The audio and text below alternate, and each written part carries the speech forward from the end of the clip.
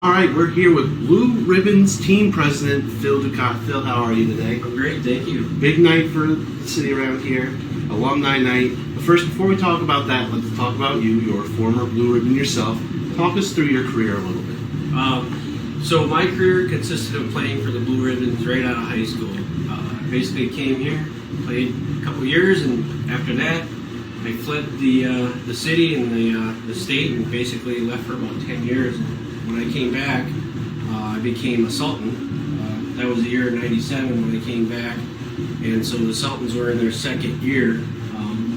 Shortly after that year, we became Billy Goats, and so I played for the Billy Goats for a couple of years, and then after that I went out and I played for the Sheboygan Ace in my final 2 seasons of playing baseball. So yeah, it's been like a dream come true to come back home for me as the president now. We'll forgive you for the Sheboygan years. I hope so. So what's different now that you're back as more of a board executive role than the player role? Well, I mean, it's different in the fact that there's not a lot of things that I do on the field. I still would like to go out and take batting practice once in a while, but they haven't let me do that yet. But from an administrative perspective, there's a lot to do. There's a lot of things that I never imagined that I'd ever have to do, but from IT functions to financial functions to administrative functions and everything else, and dealing with people in general.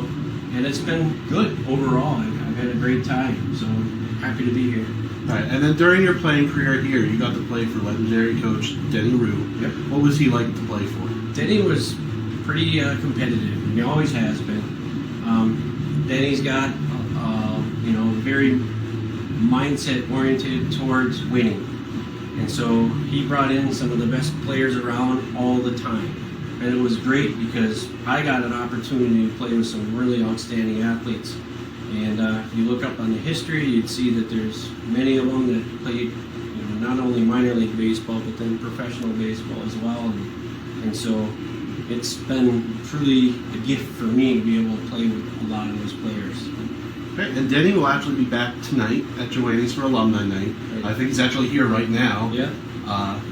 He's going to be a part of the first class, the first induction into the first ever Green Bay Hall of Fame, or Green Bay Baseball Hall of Fame.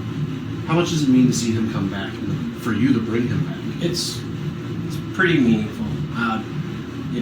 To be able to see him come back, he's our founding father for baseball here from a Green Bay perspective, and I think it's like one of the most important things to see him back in the ball stadium, and really, really hopefully have some smiles with him and his family and maybe some of the other players tonight. I think it's going to be an outstanding night. All right, so with this being the first class, who do you hope to try to bring in and induct in future seasons? So tonight, along with Danny, Dick Zaratsky is going to come in, and I think there's others. While I've been reading the history behind some of those former players, I'd like to see Mark Miller, camera guy for the media guy, Mark Miller, Greg Howell, and there's so many other players that could go on and on. Wilmette, Coda, the Zaratsky boys, Evers, a lot of the guys that I played baseball with, they're going to be well deserved to be on that same banner, and that's exciting for me because that list is very long. All right, and then just one final question: is there anything else you want to tell our fans today?